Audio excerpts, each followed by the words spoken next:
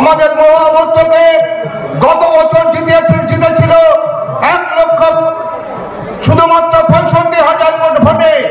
এবার 1,65,000 ভোটে জেতাতে হবে। কি ভাবলেন আপনারা? রাজি আছেন তো? আমরা বাঙালি, আমাদের মধ্যে অনেক আফসোস আছে, আমাদের মধ্যে অনেক জ্বালা আছে, যন্ত্রণা আছে, ক্ষোভ আছে। স্বাধীনতার 68 বছর, কিন্তু আমরা ভারতবর্ষের বাঙালি প্রধানমন্ত্রী এখনো পাইনি। এই লোকসভা নির্বাচন বাঙালি প্রধানমন্ত্রী হওয়ার নির্বাচন। কেন? আজ থেকে 30 বছর আগে সারা ভারতবর্ষের সর্ব রাজনৈতিক দল সিদ্ধান্ত নিয়েছিল। তৎকালীন মুখ্যমন্ত্রী ছিলেন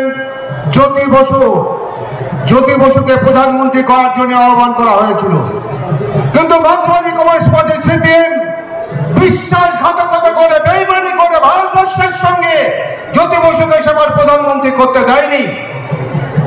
আর এবার গত বিধানসভা সময় অমিত শাহ বারবার এগলি থেকে সেগলি বলেছিল আগলি বার 200 পার, 70 পার হয়নি। আর এবার মোদী তিনি বলছেন আগলি বার 400 পার। আমি যদি অমিত শাহর কথা ধরে নিই 200-তে 70 হয়, অমিত শাহর কথা যদি ধরে নিই, মোদীর কথা যদি ধরে নিই 400-তে হবে 140, 150, 200 পার হবে না বন্ধু। লোকসভা নির্বাচনের পরে দেখবেন সারা ভারতবর্ষ থেকে আওয়াজ উঠেছে মমতা ব্যানার্জিকে প্রধানমন্ত্রী করতে হবে। বিহার থেকে আওয়াজ উঠবে, হরিয়ানা থেকে আওয়াজ উঠবে, পাঞ্জাব থেকে উঠবে, বিভিন্ন প্রদেশ থেকে উঠবে, উত্তরপ্রদেশ থেকে উঠবে, বিভিন্ন প্রদেশ থেকে উঠবে যে মমতা ব্যানার্জিকে ভারতবর্ষের প্রধানমন্ত্রী করতে হবে। একটাই মুখ ভারতবর্ষের। আর সেটা যদি করতে হয় 42টা সিটের মধ্যে বাংলা থেকে 32, 34, 36টা আসন আমাদের পেতে হবে। আর তাই যদি করতে হয় আমাদের ঘরের মেয়ে, আমাদের সাংসদ যাকে অন্যায়ভাবে অপদস্থ করে লোকসভা থেকে তাড়িয়ে দিয়েছে, বের করে দিয়েছে, তার প্রতিশোধ দিতে আপনারা সব তৈরি হন বন্ধু। 13 সেপ্টেম্বর 13 মে যে নির্বাচন, সেই নির্বাচনে আমাদের মহামূর্তকে গত বছর জিতেছিল 1 লক্ষ শুধুমাত্র 65,000 ভোটে। এবার 1,65,000 ভোটে জেতাতে হবে। কি ভাবলেন আপনারা? রাজি আছেন তো? বলুন আপনারা।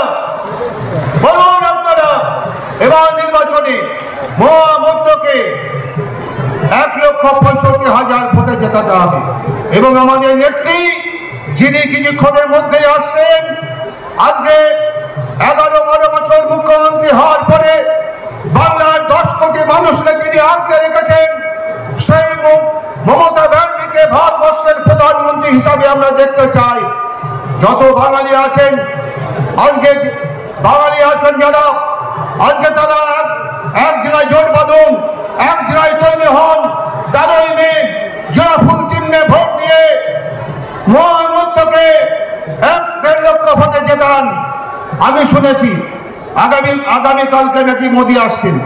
আমার সিদ্ধেশ্বরী তলা স্কুল 100 বছরের কাজে রাখলো, সেখানকার গাছগুলো কেটে দেওয়া হলো রাতারাতি,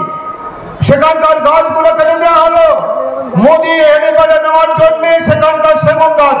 আমাকে অন্তত 20টা ছেলে ফোন করেছিল সকাল থেকে যে স্যার আপনি গাছ কাটার পারমিশন দিয়েছেন। আমি ওই স্কুলের প্রেসিডেন্ট। আমার না তো ভাই জানি না তো। আজকে ভারতবর্ষের প্রধানমন্ত্রীর অবস্থা ভাবুন, রাতের অন্ধকারে গাছ কাটতে হচ্ছে, চুরি করে গাছ কাটতে হচ্ছে হেলিপ্যাড নেওয়ার জন্য। এই যে নোংরামি, এই যে বজ্জাতি, কালকে দেখে নেবেন 5,000 লোক সামনের মাঠে হবে না। বিজেপির হওয়া নেই, বিজেপি ডুবছে।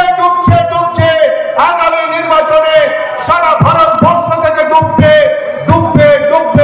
এই কথা বলে সকলকে আমার শ্রদ্ধা, প্রীতি, শুভেচ্ছা, প্রণাম, সালাম, ভালোবাসা জানিয়ে আমার ক্ষুদ্র বক্তব্য শেষ করছি। জয় হিন্দ, বন্দে মাতরম। তৃণমূল কংগ্রেস